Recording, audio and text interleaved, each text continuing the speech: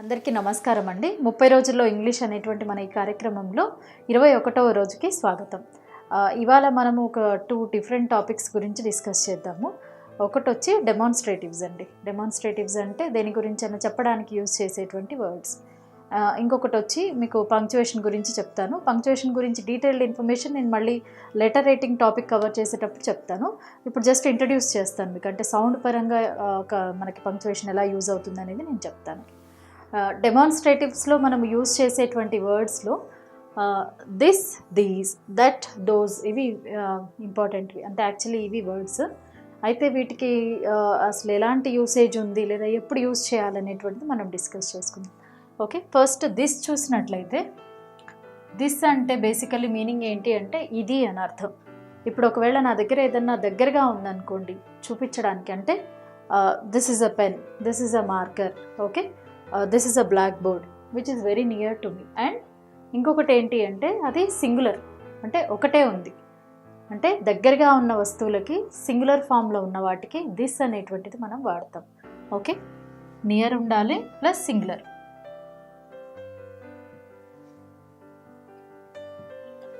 Second, this అనేటువంటిది మనకి మనుషుల్ని ఇంట్రడ్యూస్ చేయడానికి కూడా యూజ్ అవుతుంది. మనుషుల్ని ఇంట్రడ్యూస్ చేయడానికి అంటే say for example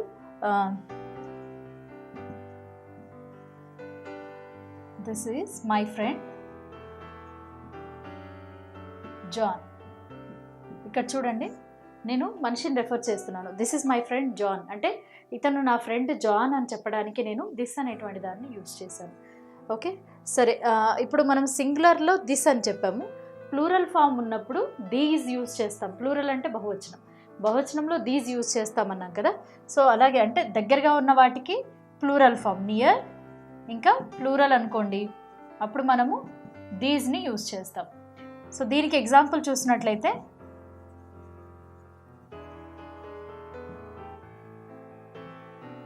these are my books అంటే ఇవి నా పుస్తకాలు. ఇవి అంటే దగ్గరగా ఉన్నాయి కాబట్టి చూపిస్తున్నాను. ఓకే, మరి ఇప్పుడు ఇక్కడ మనుషుల్ని ఇంట్రడ్యూస్ చేయడానికి దిస్ తోటి సెంటెన్స్ రాసాం కదా, దీస్తో కూడా మనం ఎగ్జాంపుల్ చూద్దాం, మీకు అర్థమవుతుంది.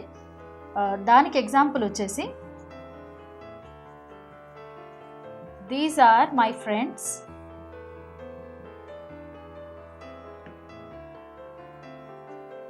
John and Michael. ఇక్కడ చూడండి, these are my friends John and Michael అంటున్నాను నేను.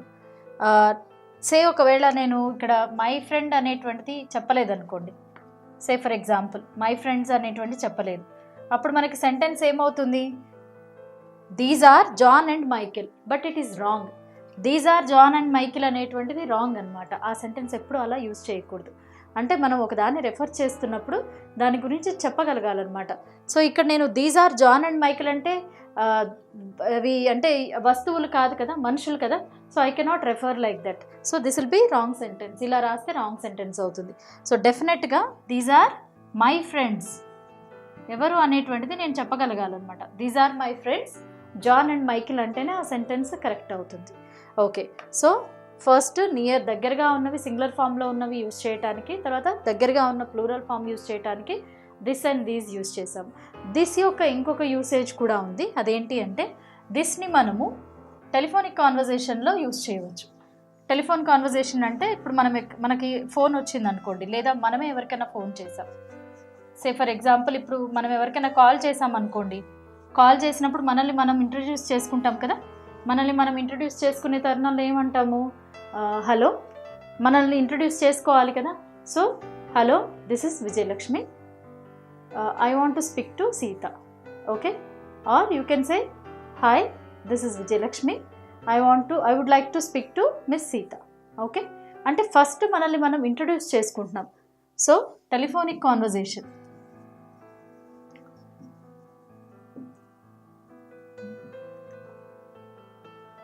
సో ఇక్కడ 1 to 1 ఉంటుంది కాబట్టి దిస్ అనేది యూజ్ చేస్తాము, దీస్ అనేది రాదు. సో మనం దీనికి ఎగ్జాంపుల్ చూసుకున్నట్లయితే hello, this is Lakshmi, can I speak to miss Geetha. Okay, అంటే ఇక్కడ నేను ఇంట్రడ్యూస్ చేసుకోవడానికి, నన్ను నేను ఇంట్రడ్యూస్ చేసుకోవడానికి దిస్ అనేటువంటి దాన్ని వాడాను. ఓకే, సో తర్వాత ఇంకొకటి ఎప్పుడు యూస్ చేస్తాము అంటే ఏదైనా అంటే ఇప్పుడు సే ఫర్ ఎగ్జాంపుల్గా చూపిస్తాను చూడండి. This is a beautiful dress. ఇక్కడ చూడండి, దిస్ తర్వాత మనకి నౌన్ రాలేదు, నౌన్ అనేది చివర్లో వచ్చింది, బ్యూటిఫుల్ డ్రెస్ అనేటువంటిది. అదే సెంటెన్స్ని నేను కొంచెం మార్చి రాశాను అనుకోండి, ఇక్కడ రెండిటికి తేడా ఉంది. చూడండి ఒకసారి, this is a beautiful dress అంటే అక్కడ చాలా డ్రెస్సెస్ ఉన్నాయి, this is a beautiful dress అంటే ఇది ఒక అందమైన డ్రెస్ అని చెప్తున్నాను. లేదా ఒక డ్రెస్ని, నాకు దగ్గరలో ఉన్న డ్రెస్ని నేను చూపించి this is a beautiful dress అని చెప్తున్నాను. ఓకే, కానీ సెకండ్ సెంటెన్స్ మీరు చూసినట్లయితే దిస్ తర్వాత మనకి నౌన్ వచ్చింది ఇమీడియట్గా. దిస్ డ్రెస్ ఈజ్ బ్యూటిఫుల్ అంటే నేను ఐఎమ్ బీయింగ్ వెరీ పర్టికులర్, అంటే ఈ డ్రెస్ చాలా బాగుంది అంటే I'm stressing on that. So ఇట్లాంటి సందర్భాల్లో మనం స్ట్రెస్ చేసి చెప్పాలనుకున్నప్పుడు దిస్ పక్కన నౌన్ వస్తుంది. సో అట్లాంటి సందర్భాల్లో మనము దిస్ని ఇలా యూజ్ చేయవచ్చు అనమాట. ఓకే, ఇంకొక యూసేజ్ కూడా ఉంది. దిస్ని మనము డిషెస్కి రెఫర్ చేయడానికి, అంటే వంటకాలు ఉంటాయి కదా వాటికి కూడా యూజ్ చేయవచ్చు. ఎలా అంటే it's very simple. Say for example మనము లంచ్ చేస్తున్నాము లేదా వీఆర్ హ్యావింగ్ అవర్ డిన్నర్, అట్లాంటి సందర్భంలో చూడండి example, this dish is very tasty అంటే ఈ వంట చాలా బాగుంది. సో బేసికలీ ఇలా మనము దగ్గరగా ఉన్నవి రెఫర్ చేయడానికి దిస్ని దీస్ని యూజ్ చేస్తాం. దిస్ అయితే సింగులర్ ఫామ్, దీస్ అయితే ప్లూరల్ ఫామ్. ఓకే, మరి దగ్గరగా లేకుండా దూరంగా ఉన్నటువంటి వాటికి కూడా వర్డ్స్ ఉన్నాయి. అవేంటి అంటే దట్ ఇంకా దోస్ అన్నమాట.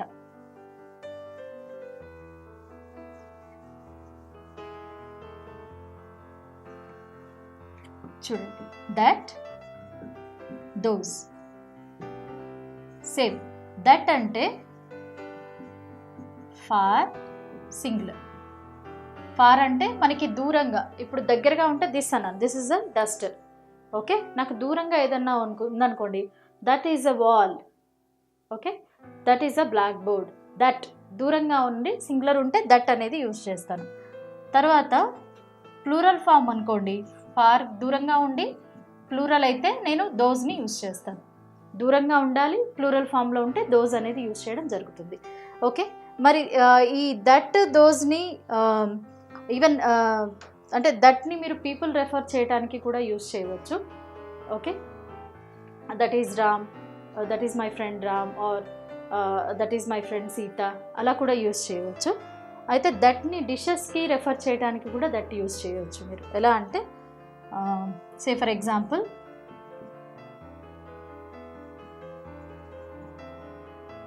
that dish which we ate yesterday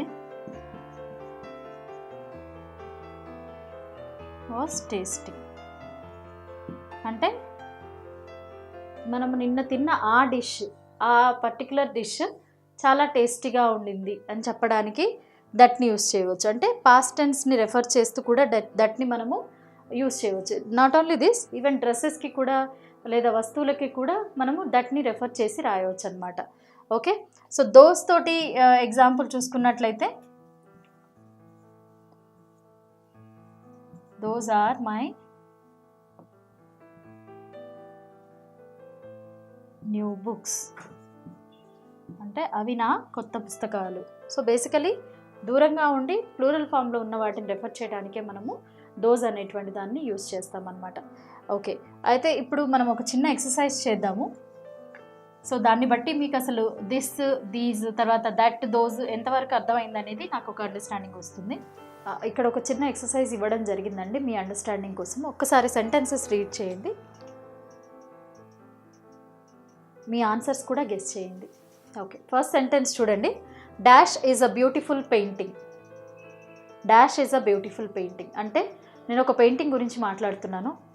it can be that or this అంటే అది నాకు దగ్గరగా ఉండి ఉండొచ్చు, దూరంగా కూడా ఉండి ఉండొచ్చు. So singular. ఈజ్ అంటే ఈజ్ అంటే ఇక్కడ మీకు ఏం తెలిసిపోతుందంటే it's only one painting which I'm talking about. Okay, so this or that. This is a beautiful painting or that is a beautiful painting. Okay, next dash sweets which I ate last night were very tasty. అంటే నేను నిన్న రాత్రి తిన్న sweets చాలా బాగున్నాయి, నేను నిన్న రాత్రి తిన్న ఆ స్వీట్స్ చాలా బాగున్నాయి అని. అంటే ఇక్కడ నేను పాస్ట్ టెన్స్ కదా, మొత్తం పాస్ట్లో ఉంది నిన్న రాత్రి. ఓకే, సో ఇక్కడ ప్లూరల్ ఉంది. సో ఏం రాయొచ్చు మనము? Those sweets which I ate last night were very tasty. Okay, next dash shoes are mine. Plural form వచ్చింది. ఆర్ అంటే ప్రెజెంట్ టెన్స్. ప్రెజెంట్ టెన్స్లో ప్లూరల్కి ఆర్ వాడతాం కదా. So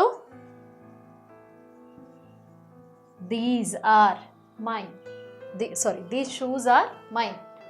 okay, next dash is my sister Geetha. This is my sister Geetha. Next dash was an amazing book which you gave me.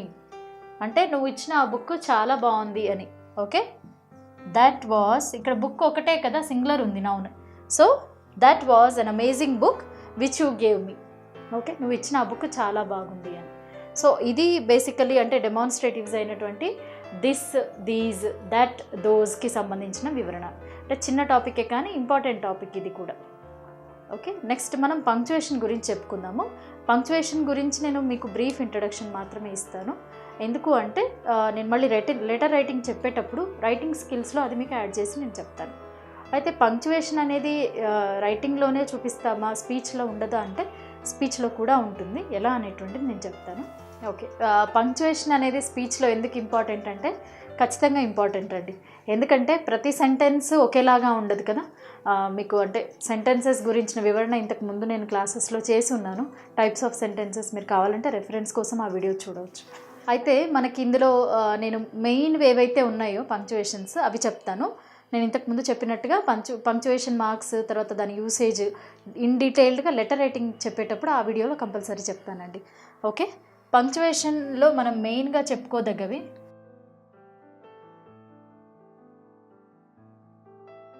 ఇక్కడ చూడండి. Full stop, దీన్ని full stop అంటాము. This is full stop. ఇది exclamatory sign, ఇది question mark. Okay, తర్వాత ఇది వచ్చేసి comma. Okay, so మనము ఫుల్ స్టాప్ అనేటువంటిది ఎప్పుడు అంటే ఏదైనా డిక్లరేటివ్ సెంటెన్స్ మనం ఒకటి డిక్లేర్ చేస్తున్నాం లేదా ఒక దాని గురించి చెప్తున్నాము, అట్లాంటప్పుడు ఫుల్ స్టాప్ ఇస్తాం. సే ఫర్ ఎగ్జాంపుల్, నేను ఇప్పుడు ఒకవేళ ఆ అమ్మాయి చాలా మంచిది అన్నాను అనుకోండి, నేను డిక్లేర్ చేస్తున్నాను ఆ అమ్మాయి మంచిది అని. సో అంటే చెప్పేస్తున్నాను. అట్లాంటప్పుడు నేనేమంటాను, ఆ అమ్మాయి చాలా మంచిది, అక్కడితో ఆపాను. అదే రైటింగ్లో చూపించాలి అంటే నేను డెఫినెట్గా ఆ సెంటెన్స్ చివరిలో ఫుల్ స్టాప్ పెట్టాలండి. అంటే ఫుల్ స్టాప్ రాసేటప్పుడు పెడతాము, మరి మాట్లాడేటప్పుడు అంటే ఆ సెంటెన్స్ ఆపేసి చిన్న పాజ్ ఇచ్చి నెక్స్ట్ సెంటెన్స్ స్టార్ట్ చేస్తాం కదా. అంటే సెంటెన్స్ అయిపోయింది అని చెప్పడానికి గుర్తుగా ఈ వాక్యం ఇంతటితో పూర్తయింది అని చెప్పడానికి నేను చిన్న పాజ్ ఇచ్చేసి మళ్ళీ సెకండ్ సెంటెన్స్ స్టార్ట్ చేస్తున్నాను. సో ఆ పాజ్ ఏదైతే ఉందో లేదా ఆ సెంటెన్స్ ఎండ్ అయిపోయింది అని చెప్పడాన్ని ఇక్కడ టర్మినల్స్ అని ఎందుకు అంటారంటే ఇవి సెంటెన్స్ యొక్క చివర్లో యూజ్ చేసేవి. ఫుల్ స్టాప్ కానివ్వండి, exclamatory sign, sometimes exclamatory sign ఆ ఎక్స్క్లమేటరీ వర్డ్ పక్కన కూడా వస్తుంది. తర్వాత క్వశ్చన్ మార్క్, ఇవి ఎండ్లో వచ్చేవి కాబట్టి మనకి దాన్ని టర్మినల్స్ అన్నారు. ఫుల్ స్టాప్కి ఇంకొక పేరు కూడా ఉంది, దీన్ని పీరియడ్ అని కూడా పిలుస్తారనమాట. ఓకే, సో మాట్లాడేటప్పుడు ప్రతి సెంటెన్స్కి గ్యాప్ ఇచ్చి మాట్లాడాలి. కంటిన్యూస్గా మాట్లాడేవి కొన్ని ఉంటాయి, కొన్ని మామూలుగా మాట్లాడాలన్నమాట. అంటే ఒక స్పష్టత అనేది రావాలి అంటే ఖచ్చితంగా మీరు పాజ్ చేసే మాట్లాడాలి. ఓకే, నెక్స్ట్ ఎక్స్క్లమేటరీ సైన్ ఎందుకు అంటే ఇప్పుడు నాకు సే ఫర్ ఎగ్జాంపుల్ నేను మ్యాచ్ విన్ అయ్యాను అన్నాను అనుకోండి, నేను మ్యాచ్ విన్ అయ్యాను ఇలా చెప్పాను అనుకోండి, ఐ వన్ ద మ్యాచ్ అన్నాను అనుకోండి, అందులో ఎట్లాంటి ఎగ్జైట్మెంటు లేదు, అంటే నా ఆనందాన్ని నేను వ్యక్తపరచట్లేదు.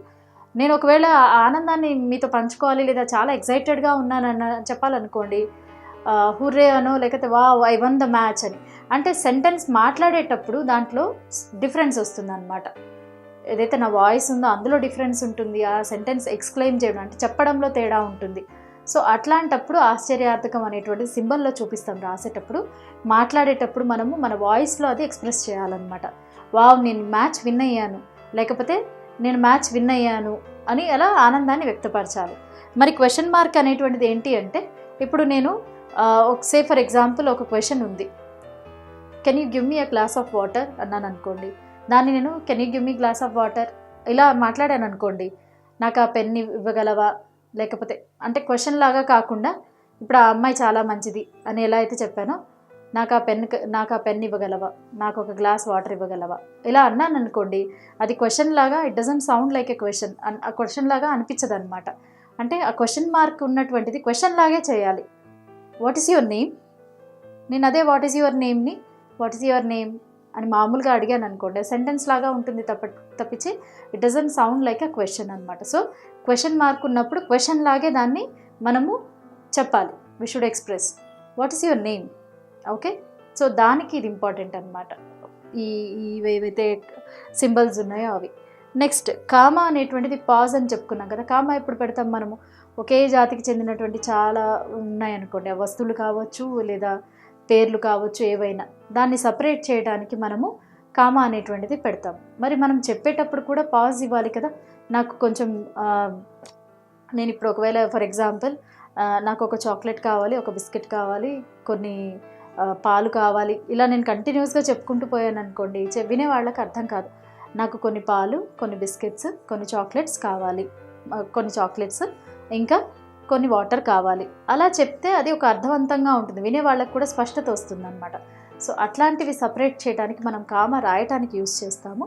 చెప్పేటప్పుడు కొంచెం పాజ్ ఇచ్చి చెప్పాలి. సో ఇది ఇవాల్టి క్లాసు, మీకు అర్థమైందనే అనుకుంటున్నాను.